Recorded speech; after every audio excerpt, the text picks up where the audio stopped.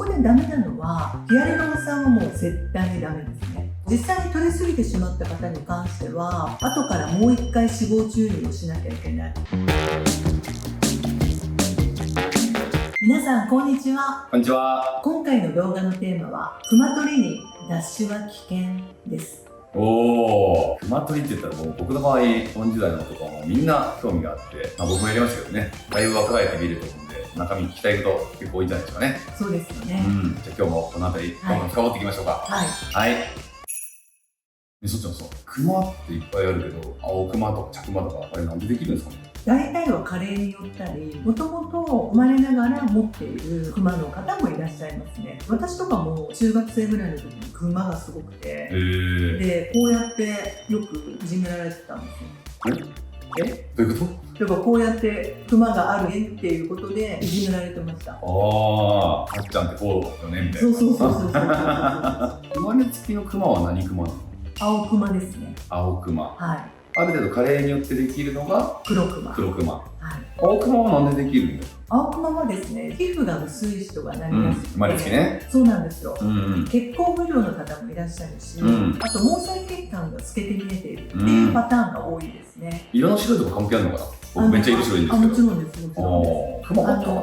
こういう風な手首とかを見せたりとかしたら血管が透けて見えてるじゃないですか。僕じゃないですか。そうなんですよ。で、大体緑っぽかったり、水色っぽかったり見えると思うんですけど、これが青クマ。これ青クマね。これがもう目の下のところに皮膚が薄くて血管が見えてる状態っていう感じですかね。眼輪筋っていうところの支えてるところの血管の周りがあるんですけど、それが皮膚が薄いことによって見えてしまってるっていう状態なので、よく患者様には卵の殻と白身の間にある膜って分かりますか？それぐらい皮膚が目の下って薄いので、それで透けちゃって見えてる状態ですさっちゃん詳しいね。今日中学生の時からちょっと悩んでるだけ詳しい。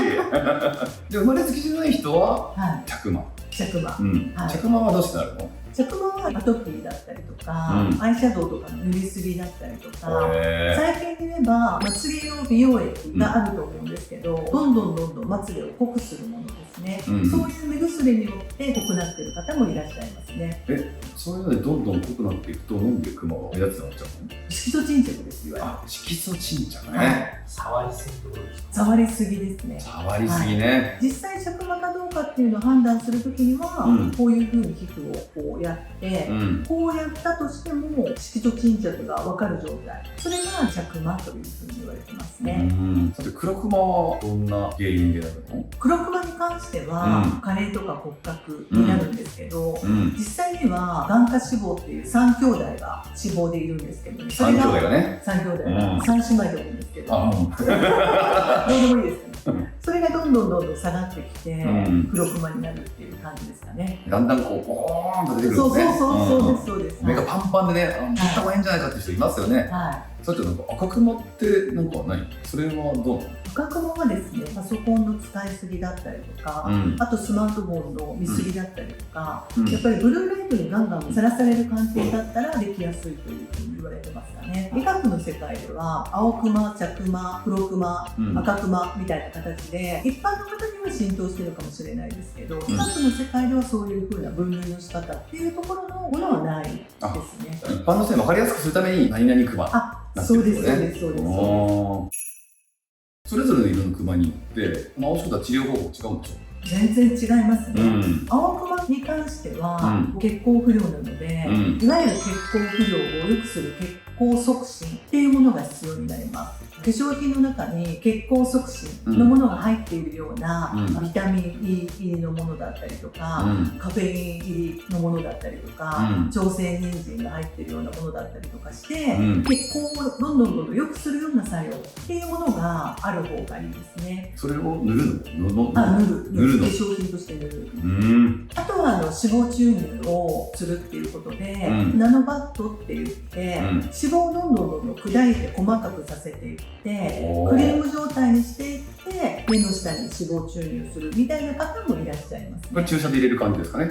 そうですね、はい。そこでダメなのはヒアルロン酸はもう絶対にダメですね。要はヒアルロン酸って透明な液じゃないですか。なのにここにヒアルロン酸を入れたところで色が変わらない、透明な液なので、そうだ。はい。なんで実際にはヒアルロン酸は全然効果はないと思ってください。はい。着麻はなんかどんな風に治療するの？着麻はもういわゆる色素沈着なので、ハイドロ機能みたいな漂白剤を使うっていうパターンもありますし、あとはレーザーとかでトーニングをしていくっていうこともありますし、IPL っていう光治療器があるんですけれども、そういうものを使ってどんどん白くするっていう方法があります。赤クマのことも聞いていいですか？赤クマといえばどういうふうに治療をするかなんですけど、いわゆるブルーライトでさらされている状態なので、ブルーライトカットのものを使うっていう形でもいいですし、どんどんそれがひどくなっていくと黒クマに行きます。なので黒クマに行く前に治療をするというのが必要なので、なるだけね目を休めるとか、ちょっと古典的なものになっちゃいますけど、あとは軽く脱脂をする方もいらっしゃいますね。なるほど。蒸気のアイマスクみたいなやつで目休めるんですかね？それでもいいと思います。はい。ただ目をやっぱり休めるっていうことが必要ですかね。はい。黒クマの治療法は？黒クマはですね、実際に重いやっぱりオペが多くなります。実際にやっていくとなると、3兄弟の脂肪を取る化学系、3姉妹かもしれないけど、さっきの話覚えてます。ここの3兄弟を取っていくか、それか裏からとか表からアプローチをさせて、ハムラっていう方法があります。それは脂肪を移動させていくっていうことですね。オペっぽい話ですね。そうですね。はい。あとは昔で言うと PRP 法って言って自分の血液を取って遠心分離器にかけたら血液の上に残る透明な液があります。でそこのところを目の下にこう打って、3回ぐらい最低打たないといけないんですけど、そういうふうな治療方法も一時期流行りましたね。2年3年ぐらい前ですかね。はい、そうですね。はい。実際にその効果は出るんですか？効果はですね、出るっていう先生もいれば、全く効果ないよっていう先生もいるので、いわゆるこう再生美容っていろんな説あるじゃないですか。それと一緒で、前私が働いてたところはやってるところもありましたけど、正直まだやっぱり高かったので、そこまでやる方っていうのは患者様が求めている価値よりも値段の方がやっぱり高い。ちなみに何年前にいくらぐらいだったんですか？私が知っているのが、だいたい5年前ぐらいで、1回が19万円。1回が3回やるからって60万ぐらいだったんですか？そうです。はい。でしたね。今回のテーマ、脱脂めっちゃリスクあるみたいな話だったけど、なんかある？一番多いのは、取りすぎというのが一番多くて、脂肪を取りすぎちゃう。そうなんですよね。眼下脂肪っていうのがあるんですけど、ここに3つ脂肪があるんですね。それを取りすぎたりとかすると、影クマって言われるような、影になるようなクマになっちゃう方もいらっしゃいますね。じゃあここくぼんじゃうんですね。そうです、そうです。平井堅みたいに。そう、平井堅ちょっとよかった。くもんでたから。実際に取りすぎてしまった方に関しては、後からもう1回脂肪注入をしなきゃいけないっていうのがあるので、元も子もない話。そうなんですよ。これ結構あるんですけど、ドクターによっては本当にそれこそ自信がない先生こそ過眼瞼脱脂と一緒に必ず脂肪注入をお勧めするというドクターもいらっしゃいますね。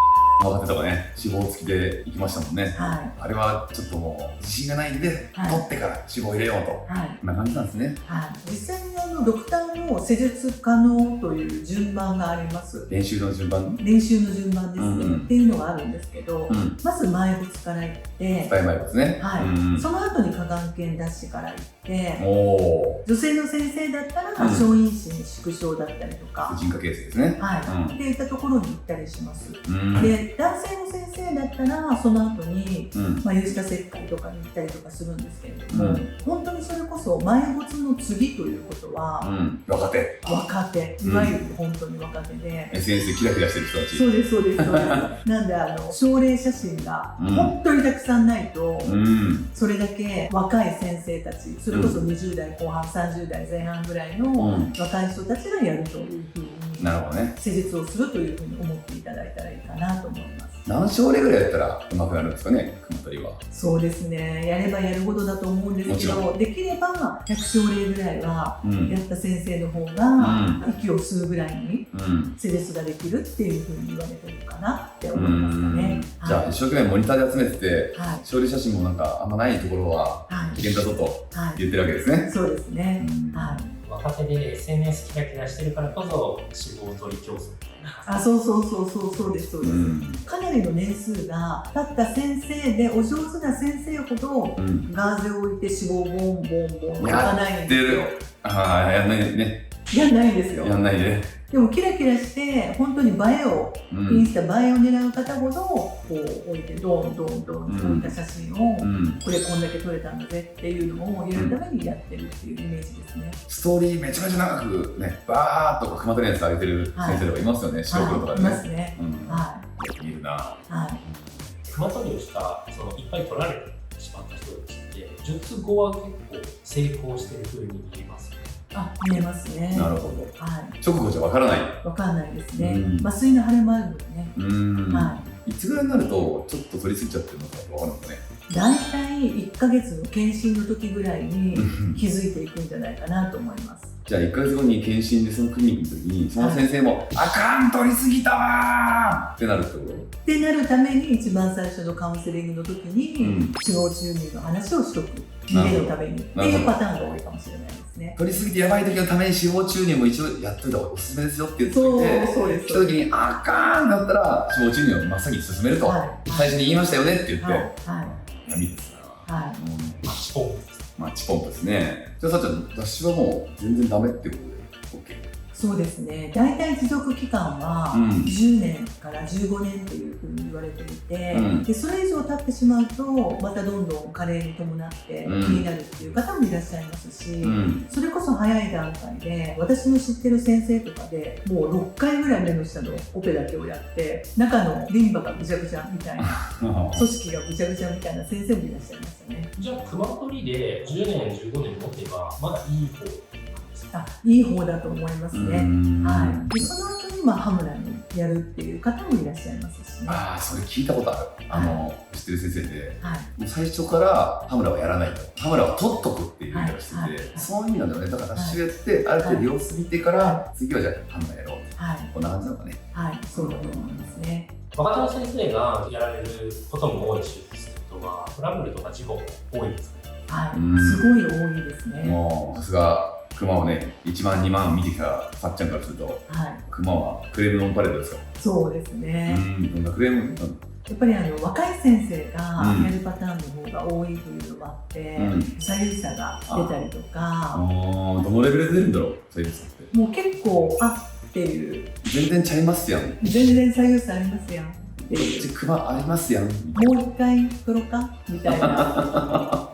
そのレベルかっていうパターンもありますし、圧巻でしたところでちょんと切ってやるんですけど、そのメスが外側に出てしまってそれでもう皮膚が薄いところじゃないですか。なのでその分だけこう縫ってなぜか脱脂法でいったのに肌の表に縫った跡があるとかいろんなパターンがありますかね。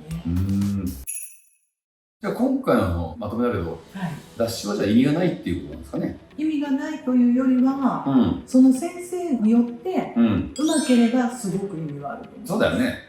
うまい先生にちゃんと巡り合えればよしと。例えば先生とかね、有名な先生いますけど、ああいう先生とかだったらもう 100% いいでしょう。そうですね。ベテランの先生だといいんですかね。そうですね。それだけやっぱり数をこなしているので、すごくお上手だと思います。それやったら1万症例が本当にね、ありますもんね。ありますよね。大体症例の中に埋没ばっかりやってて、ある日突然症例写真募集中とか言って 70% オフみたいな感じはもう確実に練習ですね。間違いなく練習だね。でも結構あるあるだよね。あるあるですね。目周りが詳しいって思って、トリビューとか二重がバーンと出てる人が、この時も多分いけるんちゃうかとかって言って、手出ししてくること結構あるんですよ。めっちゃありますね。だから多分その時のモニター7割オフは練習と。練習ですね。これは結構、これ見た瞬間に、ちょうど私モニター予約しようと思った人がフリーズするような話でしたね。視聴者の皆さんはこの動画を見て参考にして石選び気をつけてくださいね。たくさん症例やってる先生がいいですよね。そうですね。最後までご視聴いただきありがとうございました。この動画が少しでも参考になりましたら、グッドボタン、チャンネル登録よろしくお願いします。ぜひ応援してくださいね。また皆さんからコメントいただけましたら、次の動画の企画に参考にさせていただきます。それでは次の動画でまたお会いしましょう。収入系っていわゆる世の中にあるものって1回では効果ないじゃないですか。ボトックスもヒアルロン酸も肌液のものも。なのでいずれかさむんだけれども、だったらもう出しやっといた方がいい説とう。なるほか、どね。脂肪入れといた方がいい説もありますけどね。まあそれが目の下に出るのは脂肪が一番だっていうことでしょ。そうですね。結局は。はい。目周りがね、綺麗になると本当に感動するレベルだもんね。目の顔の印象って目が一番大きい。そうですよね。もう本当ね、40になったらみんなクマ取った方がいいよ。全然変わるもん。ね、クマを実際に私はオペしてないので何も。そうですね。そうなんですよ。結構良くなったからオペプロ必要なかったけど。そうですね。自然と消えるパターンもあるんですね。太ったから脂肪注入だ。全体的にね。